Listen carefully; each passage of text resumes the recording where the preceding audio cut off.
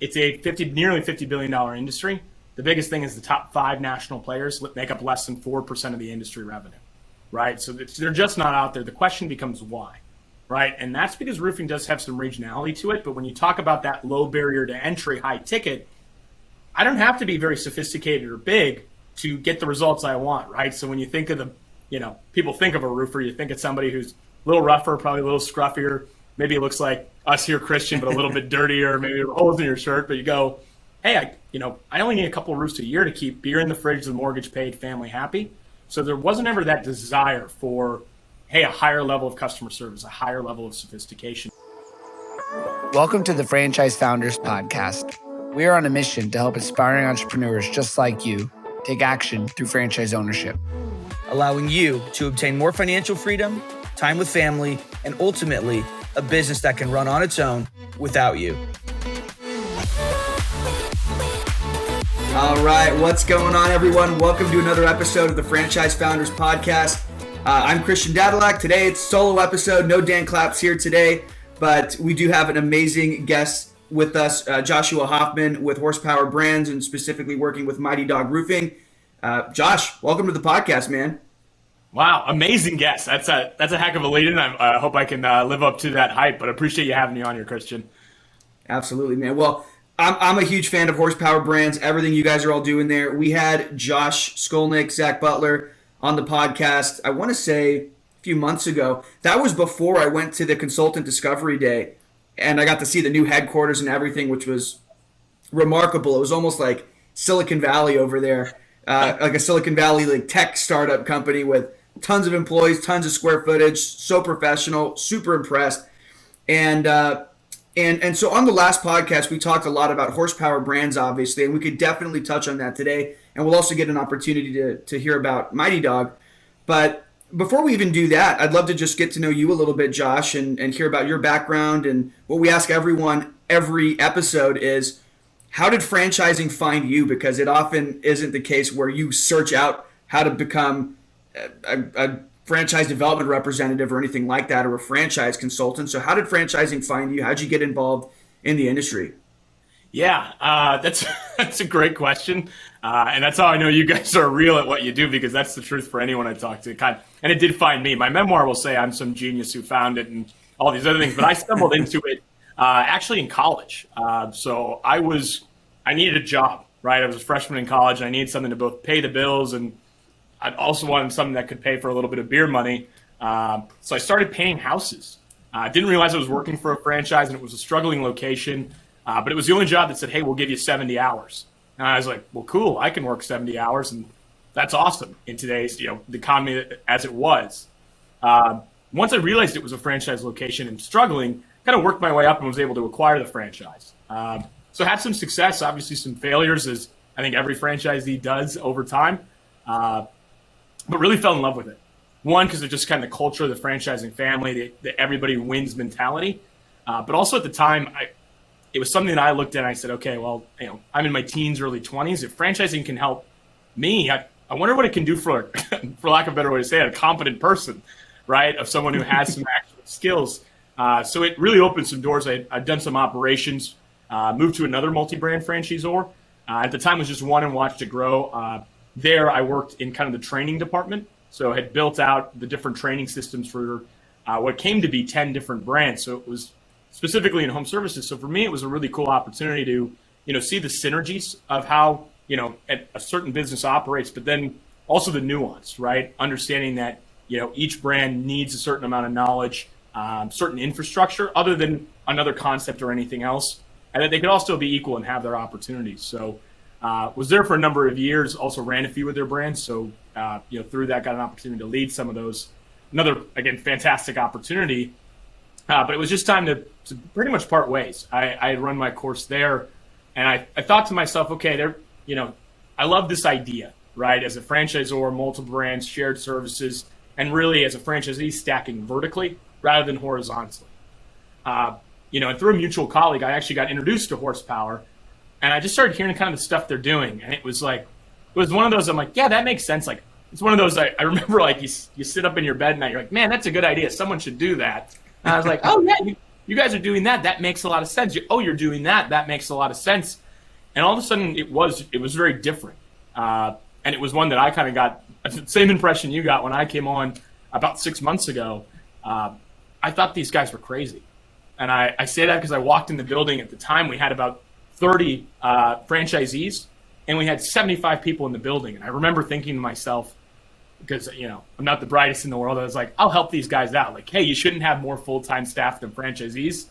And their answer was different than anybody else, which was, no, you absolutely should, just no one is. And so it was one that it blew me away of like the franchise focused, how many people here were formerly franchisees, and then obviously the vision of what's going on in the last 6 months. Everybody's got a vision, and their ability to execute. It's really blown me away. And now I'm here in Omaha. So I think that speaks more than itself at our head office, and have loved everything I've gotten to do here. And again, go from the ops side and now onto the development side has been a lot of fun. That's amazing, man. Yeah, it really is. One of the big things I love about HorsePower Brands is the fact that I think that you guys are all just really elevating the standards for the entire industry. Like you just said, having a tremendous amount of support staff, and a lot of other brands, it's the mindset can be, well, we want to make sure that we want to make money, right? So we don't want to have all of these payroll costs, all these people we're employing. But what I love so much about HorsePower Brands is the fact that you guys really do start with, it's franchisee focused. You start with, what is the number one thing we're here to do, which is to create successful franchisees. If we do that, we win the mission, we make money, they make money, everybody's happy. And I think you guys do that tremendously well. So if you could touch on a little bit about so much of the vertical integration that HorsePower Brands has, and the support structures, because I know there's Franchise Rocket, there's a million other verticals you guys have to support the franchisees. So can you kind of touch on those briefly so that the audience can get a sense of what support level you guys all provide? Yeah. So, I mean, you talk about that elevation. I had that feeling too. It makes, like, I'm thinking to years ago when Chick-fil-A came out, and they take your tray and everyone's friendly, and now you go into a Wendy's and they're bringing out food. You're like, it just raises the bar. And part of that isn't just like the model and infrastructure support of your full-time staff, right? When you talk about a franchisor, you have to have vendors in some capacity. So for us, there are some great vendors out there. Mighty Dog, we'll probably, I shouldn't say never, we'll probably not start a roofing supplying company or a shingle manufacturer. There's some great partners out there that we use. When you talk about the everyday, I think twofold for our vision, it was important to bring it in-house.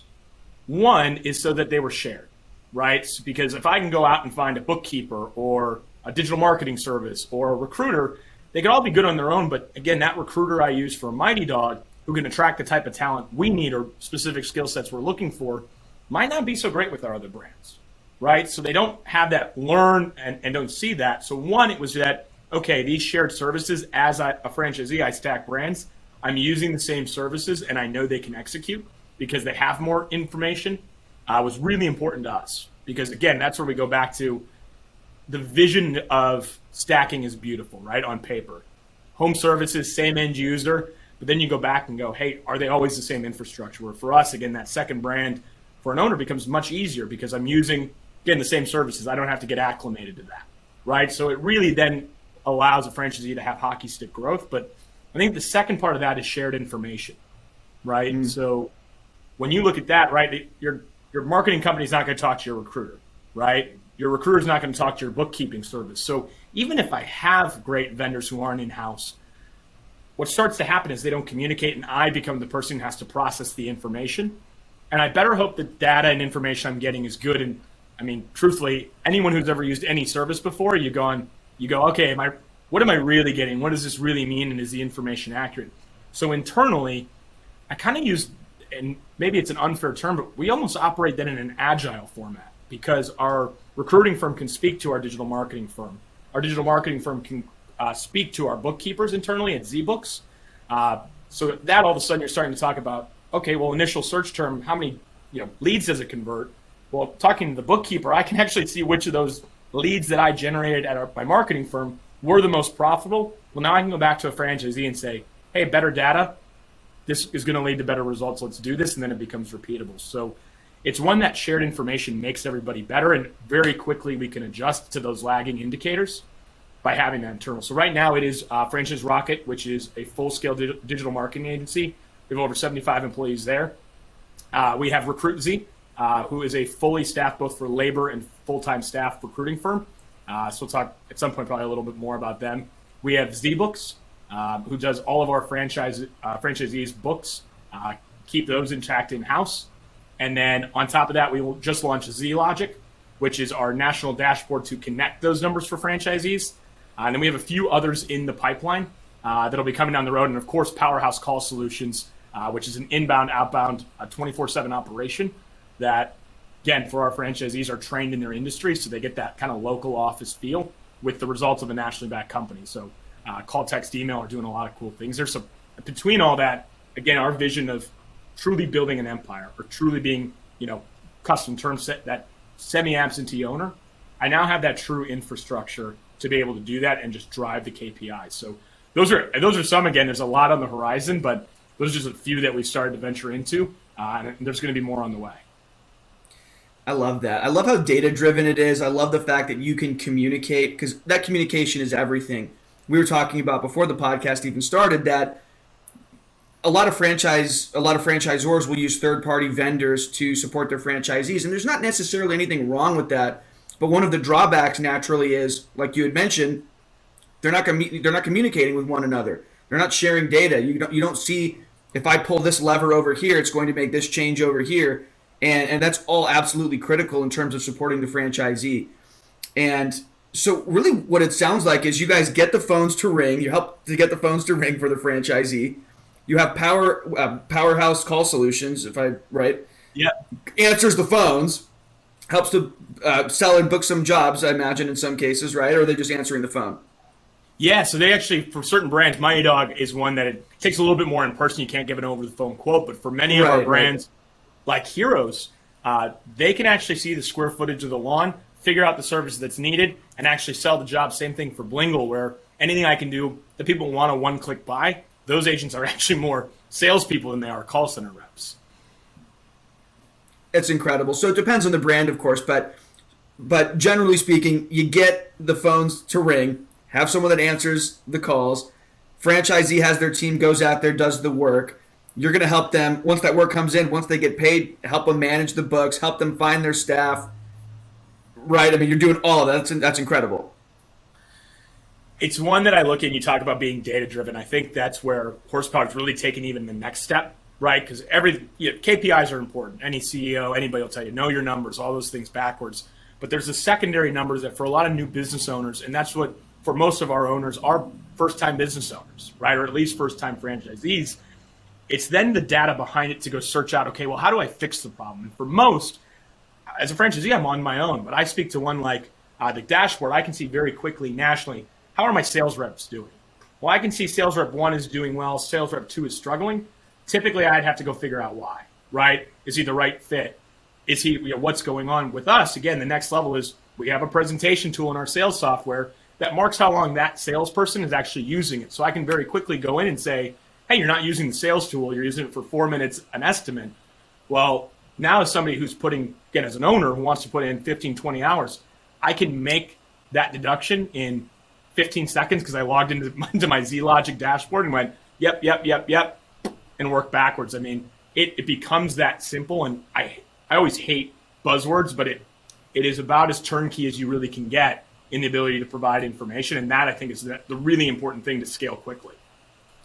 Absolutely. So it sounds like for the most part, and we'll get into exactly what the owner's roles are, what the responsibilities are, but a lot of it really sounds like it's just keeping an eye on those KPIs and looking at that KPI dashboard that you guys have all built out and figuring out what needs to be tweaked to drive additional revenue, cut costs, and ultimately have that flow to the bottom line.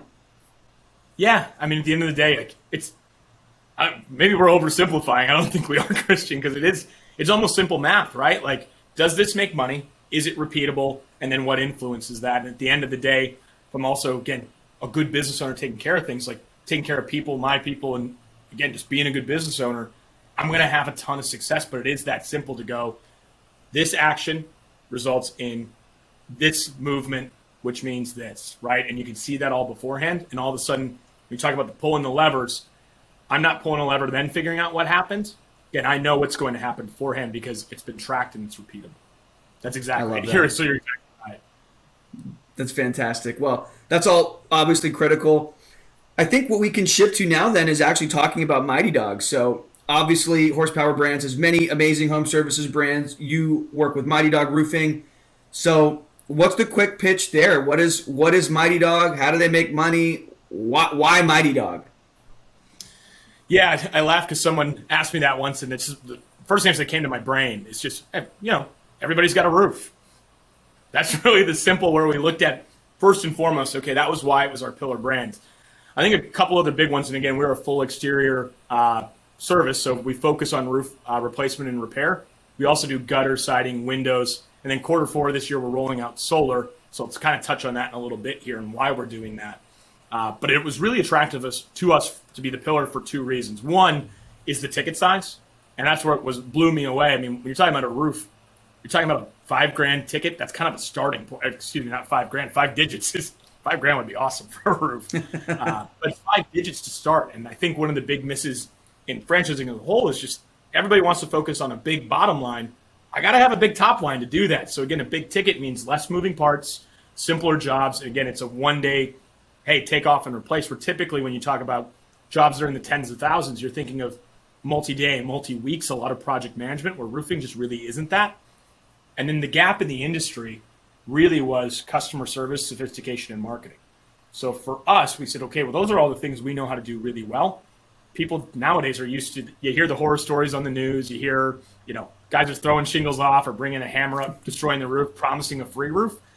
Well, that's great, but that's where we said, let's turn this into a residential retail model, right? Let's focus on folks. It's not nearly as an insurance-driven market as folks tend to think, because again, you get that done once for quote-unquote free, your premiums goes up. You don't get to do that again for 25 years. So our customers now are more educated than ever to be able to do a quick internet search saying, oh, this is actually going to cost me more money through my insurance.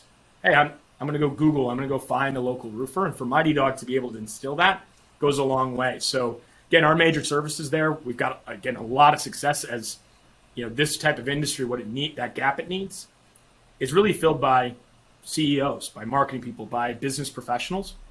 So it was fascinating to me.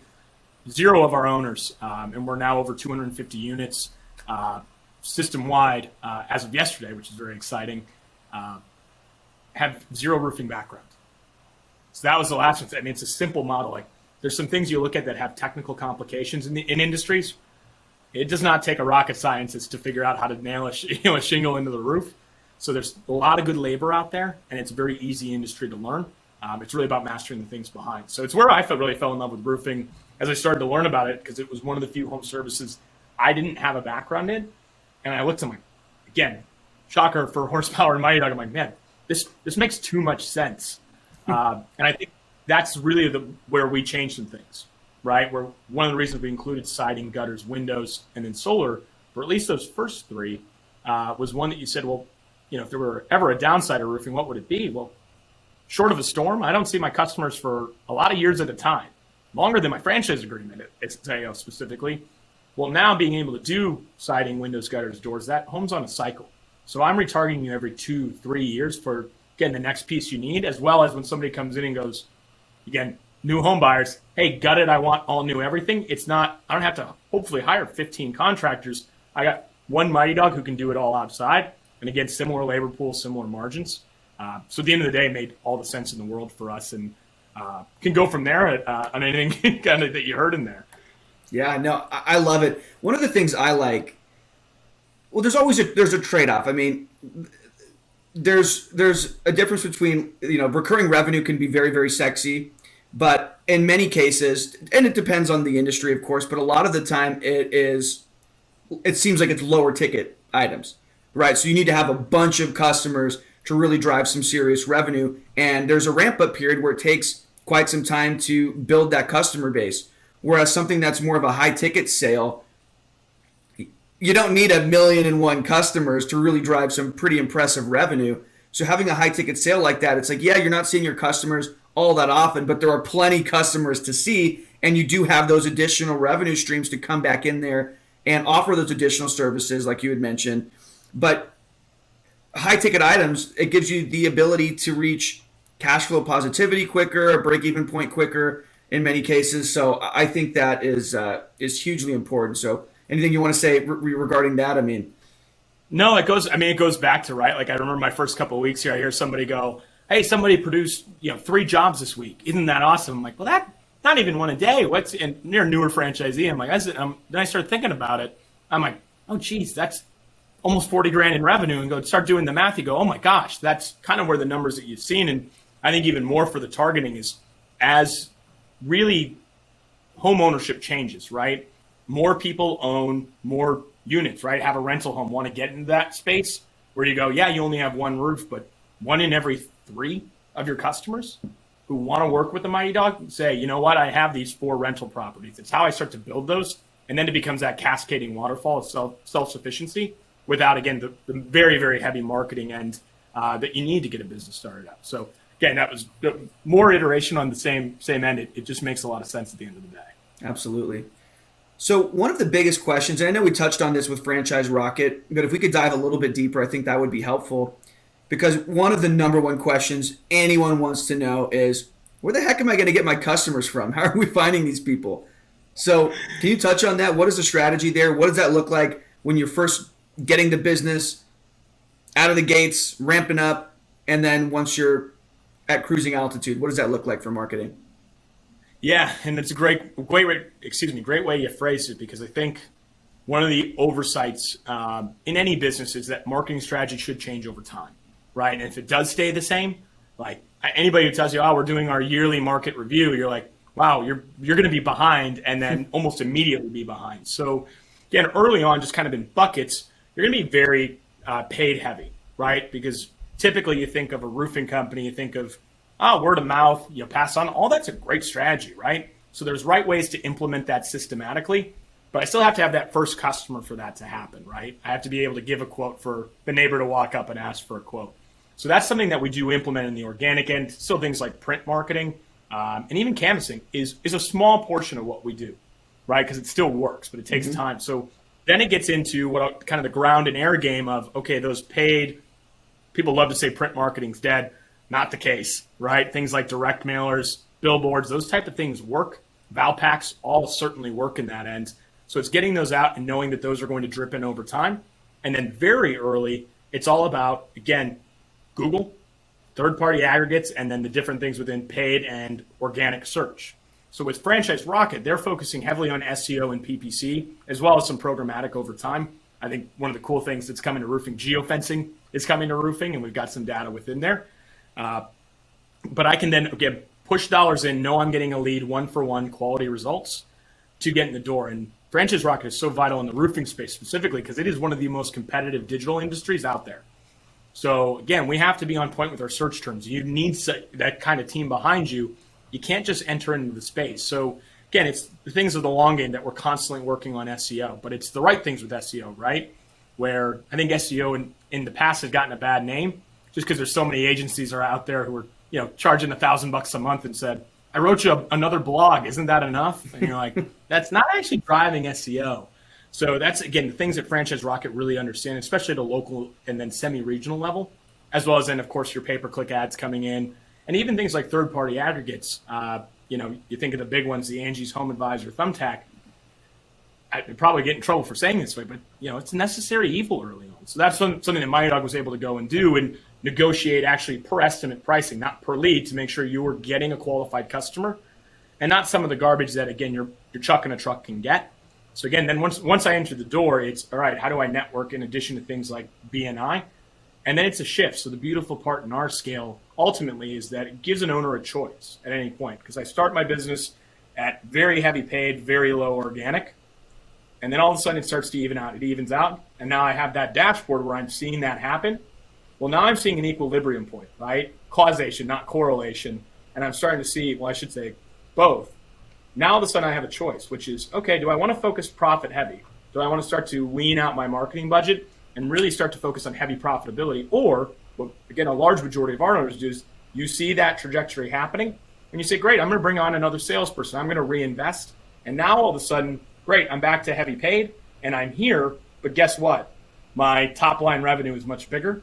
And then all of a sudden I can keep doing that till I reach a point to say, you know what, this attains my goals at the end of the day, and goes from there. So the other one I also say on that organic end is, it sounds like we're not very data driven, which is far from the truth. So one of the interesting ones of our acquisition that we've taken from our sister brands is a national permit database.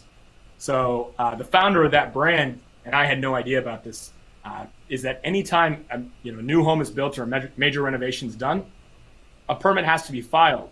Well, that information is publicly available. So that founder, before he was working with us, would just go to the courthouse every month, pull those documents and get in with new builders, and also do local research, right, of what's going on in the area. So, of course, Zach and Josh, because they are who they are, invested about $200,000 into a database that every week and every county in the United States pulls every permit into a database so I can see it at my current location. So for someone like a Mighty Dog who's saying, canvassing, I don't know if I want to send my sales guy to knock on doors. That's what we're avoiding. Well, no, what you actually do first is you go into that database and you say, hey, for whatever reason, this neighborhood has 15 bathroom renovations going on. Oh, new money's moving in. These are people who likely need my services. Again, my sales team, my canvassers are much happy. I'm getting much quicker results. So it goes back to even something as simple as knocking on doors has the science behind it. And again, we're constantly evaluating because, marketing is the lifeblood of your business. So it's why we've heavily invested and why we're so heavily focused on it for a Mighty Dog. I love it. Being super targeted like that is just going to help improve results. It's not a shot in the dark where you're praying and hoping and, man, I hope that this canvassing strategy works. And canvassing does work. I used to do door-to-door sales back in the day, so I get it. It works. It does work. But having that targeting behind it, knowing which neighborhoods, which areas to focus on, is obviously going to help a ton. So I think that's smart. Well, I go back to that's the last one we talked about. We're very retail residential focused.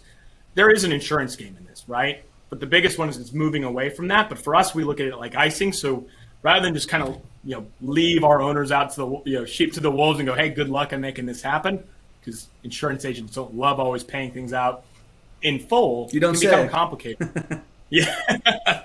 So you go back and you go, well, what did we do? Well, we started an in-house claims and supplementation team, so that who all are either public adjusters or have a very heavy background in that sector.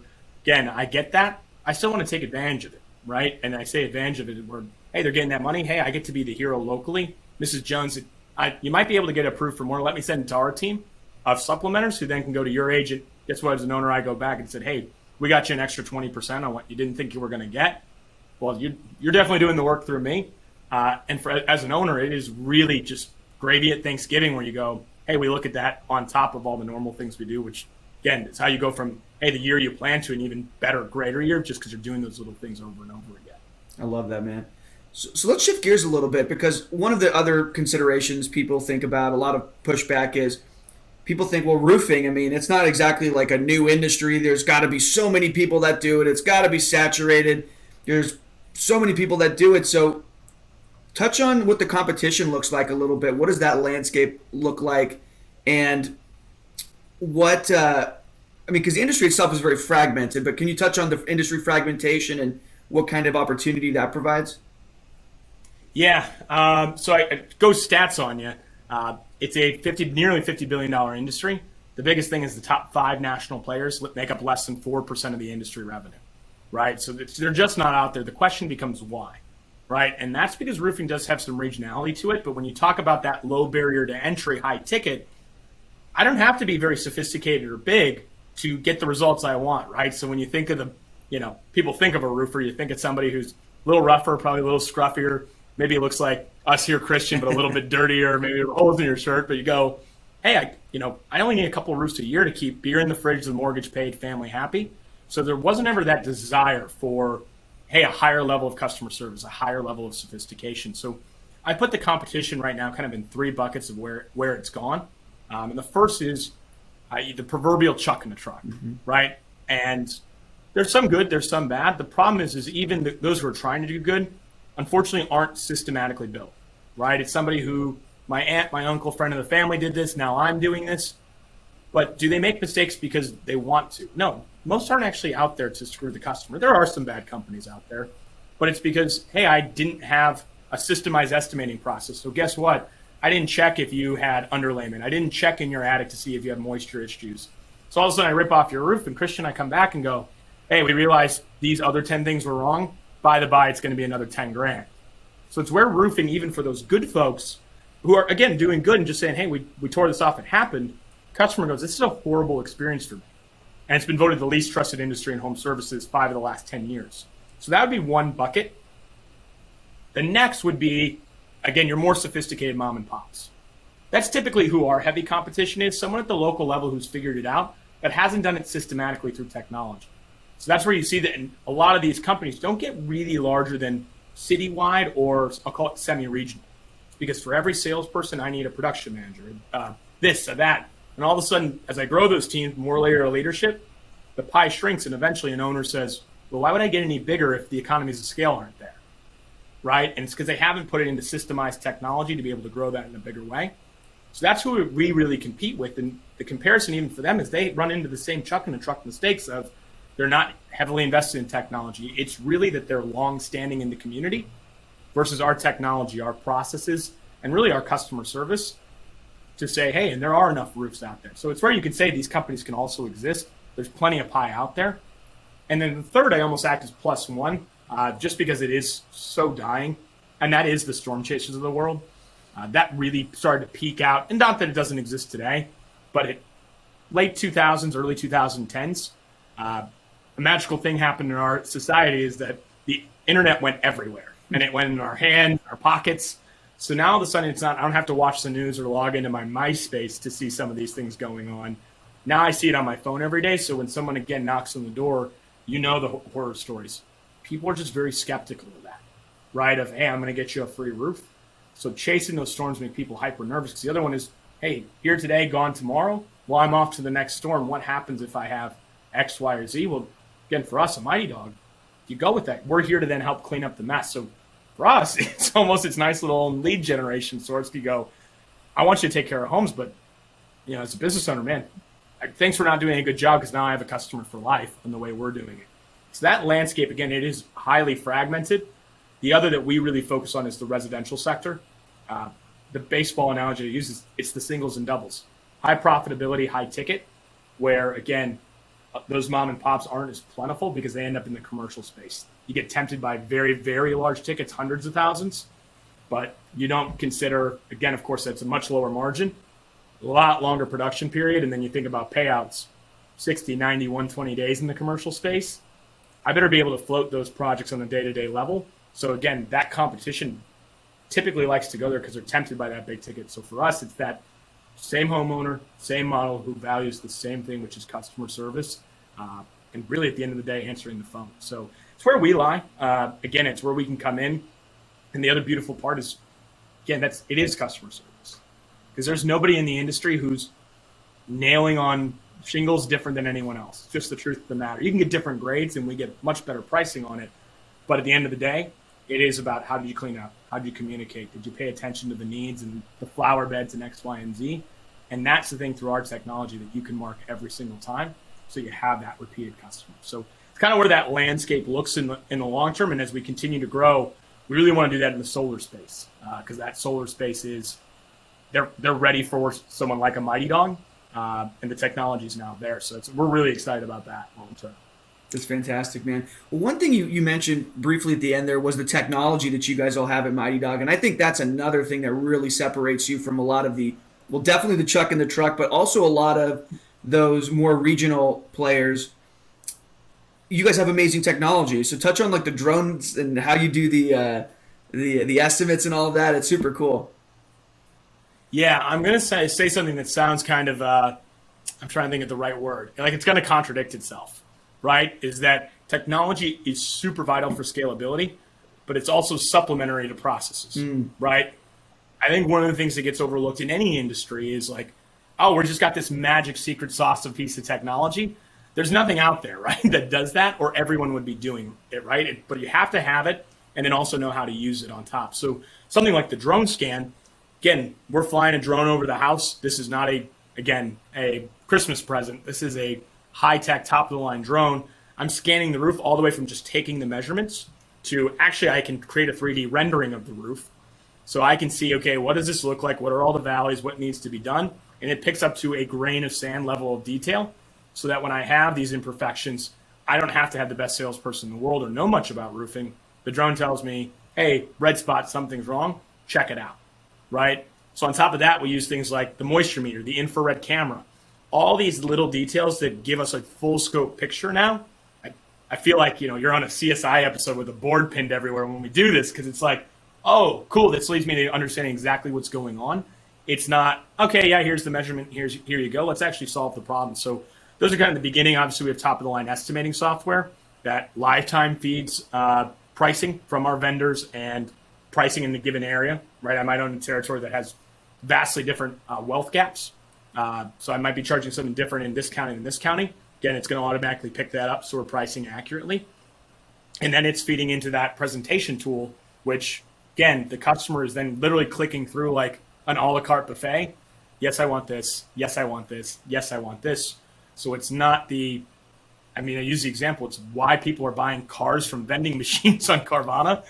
I don't want to have to deal with the salesperson telling me, hey, this car is a 14.7 volt liter mega battery that you're going to really like. I'm like, I don't know what that means, and nor do I trust you. Same thing here, where a salesperson can use this technology to say, hey, you've clicked through this. By the by, do you know what this means? Well, no, I just liked it. Okay, now let's go focus on that. It's that really high-level customer service-focused sale, and then it goes back to that it's systemized, right? As an owner, I can track every one of my salespeople. You didn't just go out and hand a quote out, right? And I used to laugh because when I ran the painting business, there's nothing that scared me more than having my guys go out and do a Saturday morning appointment. And we were using like carbon copy sheets of paper.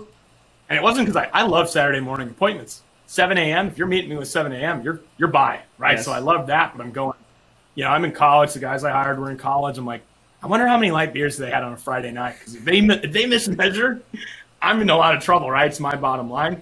So that technology as an owner now is I can very quickly look at the KPIs, know that the results are going to be systemized. They can't not use the drone. They can't not use the estimating software. They can't not present through the tool. So again, that sales skill allows somebody who wants to be in a growing organization and get that type of role. It gives them a very high floor, but also then a very high ceiling, right? When we go back to it, and as an owner, again, I know it's systemized. I don't have to worry about it. And I can go back and track to my numbers because I've got that dashboard to go, hey, I know if it's off this data range, something's not being done properly in my process, which means I can influence that number much more quickly. So that technology, again, you talk to a customer. Let's be real. We're all kind of kids on the inside. The drone is just freaking cool because you go out and you go, wow.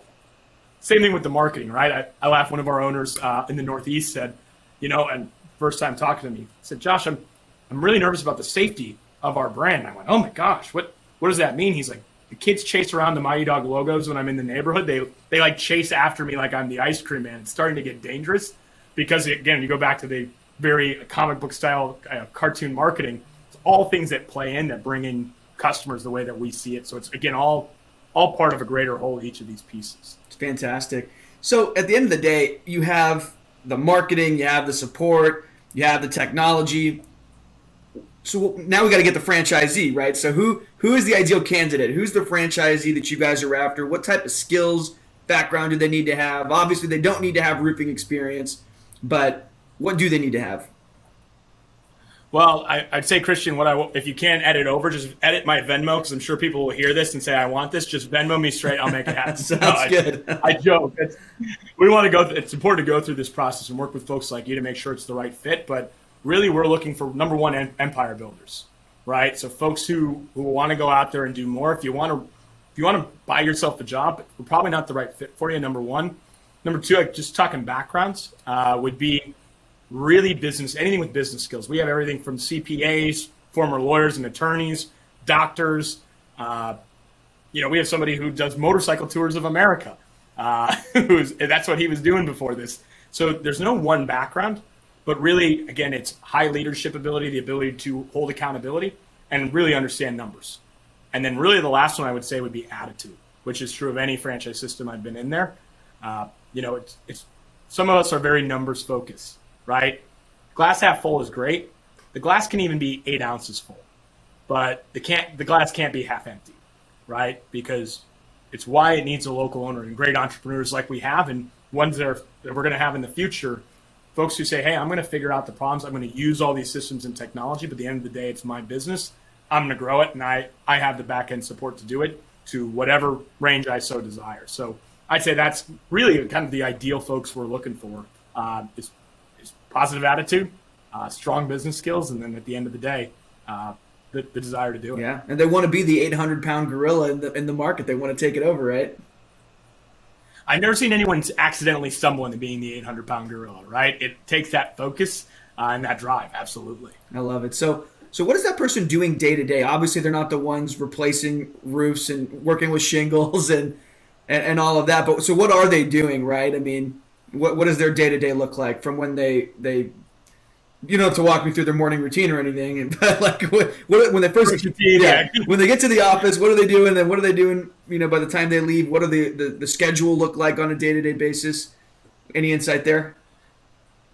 Yeah, so I'd say we have, and again, we always want to move towards what we'll call a semi-absentee model, where the owner is working on the business, but not in one of the day to day roles.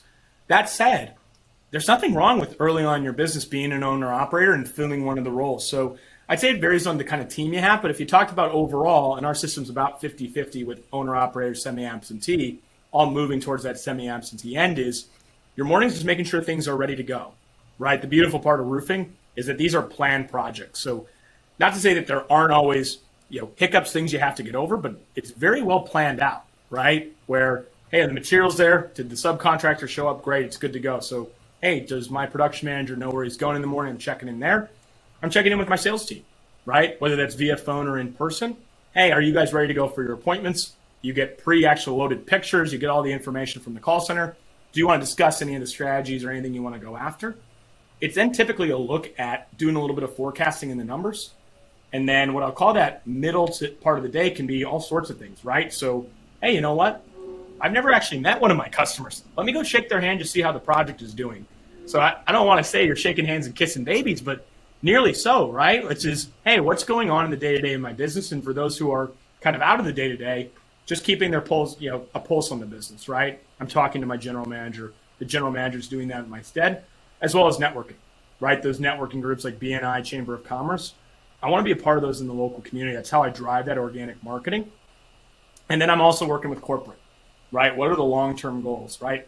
Oh, I'd say daily. If you're not saying, hey, what is my end-of-year goal? How does that play into my end of month goal? And then how does that play into our weekly, daily, now hourly goal? It's saying, all right, now what things do I have to do next? And does this make sense? And I think really our best owners are always, and I use the term innovating in a bubble, because the best owners follow the process, but the process is not, hey, you're going to raise your right hand when Mighty Dogs, Simon says, when you say raise your right hand, the answer is, hey, you got to get your arm up. The arm has to get up for this to work. And now all of a sudden, our owners can get creative by saying, hey, I'm doing this a little bit differently, but it works for my team, right? I'm testing things out because, again, as a growing system, we're truly, any franchise system is a hive mind, right? So the more things you're doing, making minor changes, and then very quickly analyzing what that does, allows for more rapid growth, really that agile format, which, again, our owners would make sense, are behind in the same way we are. So on top of that, it'd really be a lot of networking, tracking numbers, and then occasionally, again, getting involved in the day-to-day and figuring out, again, how to scale. But that is what you'll see most of our owners doing. And then obviously owner-operator, I'm just seeing a lot more of in the field work, where for a lot of our owners at the time, there's never a wrong time to be in the field side by side with the team. Amen.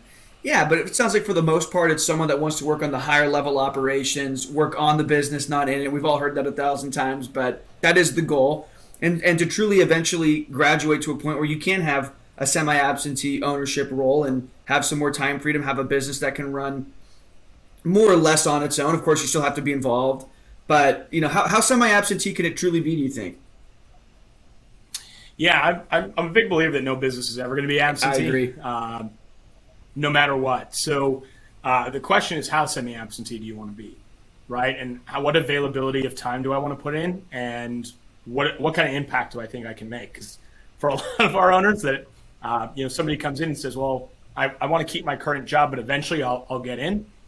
to the business, I actually almost push back, because I've seen too many times an owner gets involved. You know, hey, when you were putting in 15 hours, your business was far better when you're involved 40 hours. Please get out of your own way, which I mean, I'll be honest, I've been one of them before, right? As an owner who got in my own way. So I look and we say, okay, well, what makes sense for you? And that's where really the horsepower effect comes in, which is, hey, don't go influence your business. You've actually built this great car, this great vehicle.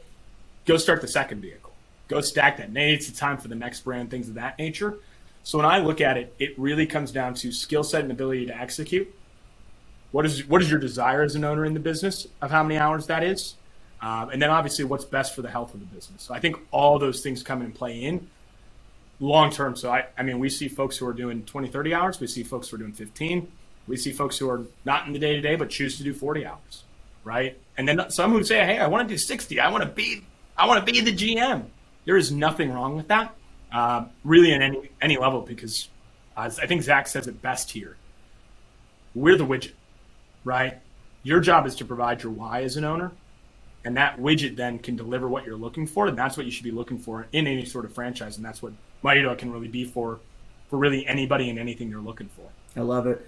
Well, cool, man. Well, I appreciate all the insight here. One last question I want to have before we wrap up was about the recession-resistant nature of Mighty Dog, for example, because I'm not here to speculate or anything like that, but I think if you look at a lot of the market fundamentals and the way that things are going, we're likely walking into some type of a recession. I don't know the depth and the intensity of the recession, but the consensus at this point seems to be that we're walking into a recession. So a lot of people find comfort if they are going to start a business, you know, with getting involved in an industry that does have some type of recession resistance to it. So can you touch on how recession resistant would you say Mighty Dog is and why? Yeah, I think it's important to answer that question with just kind of a slight history of where we're at, right? And that's just because I started my business in 2010, and it wasn't because, and we were still in kind of the heart of what was going on with the housing crisis. It was still after we were recovering, but we're still in the heart of that. So I didn't start it, again, my memoir will say that it was a genius thing to do. I just didn't know any better of how bad it really was. Now seeing what's happened, a couple things has happened with homeowners. The PTSD of losing your home's losing its value is mostly gone, right? New homeowners are in. It's now been almost 14, 15 years since that's happened. So you just don't see people going, hey, if I invest in this, is this going to be a zero, right? Which back then it was. And we realize now, again, most is that it was an economical anomaly.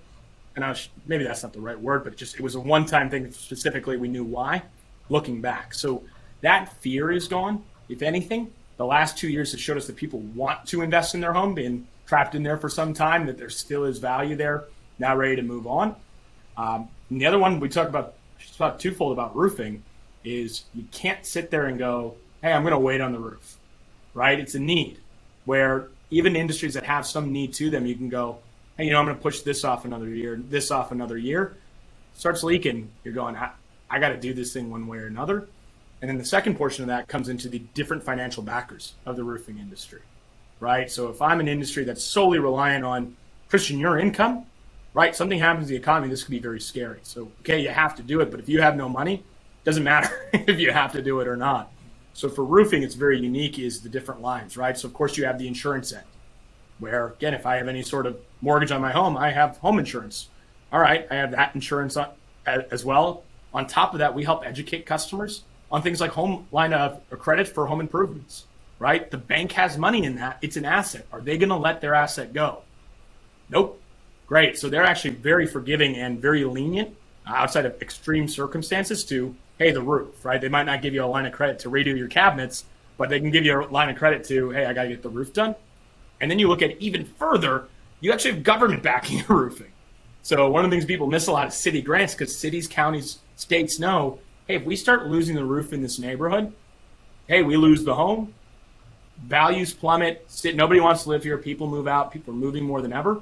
So you actually have things even like city grants on top. So, I mean, and that's just to name a few. You're talking about 4 major influences in money that can come into the home that's outside of the homeowner. So again, we talked about buzzwords and not liking buzzwords. So recession-proof is about as buzzy as it gets, but golly, it's about as recession-resistant as you're going to find in any home services. I love it. Yeah, and you have financing companies, right? So you can help finance the projects, in addition to HELOCs. Oh my gosh.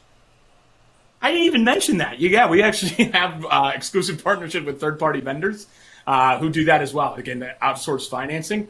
So there you go. There's 5. Yeah, so it's all incredible. So what's so nice about that is it doesn't necessarily depend on the personal financial situation, income of that particular household, because you have insurance, there's financing, they can tap into home equity, there's those city grants. So there's a lot of options there. So, I mean, that all sounds great to me, man. I agree. I don't think there's anything that's recession proof, but I do think there are things that are recession resistant, that industries that do fare better than others during times of recession. So, well, awesome, man. Well, I think that's a good place to leave it. We've talked a lot about the model.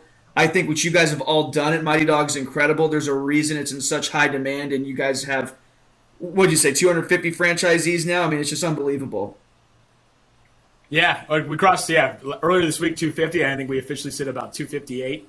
As of this morning, it's growing rapidly because, again, people are seeing what we're doing. It's being done the right way, and it's really matching people responsibly. We have a phrase around here we like to use as being intelligently aggressive, and that's where it's really important to have all the infrastructure that we have, is that we can help others achieve their dreams of owning their own business, of financial stability, of hell right now diversifying their portfolio with everything going on in a very healthy way with what we've done. So it's been a ride, and love everything about it. Love it, man.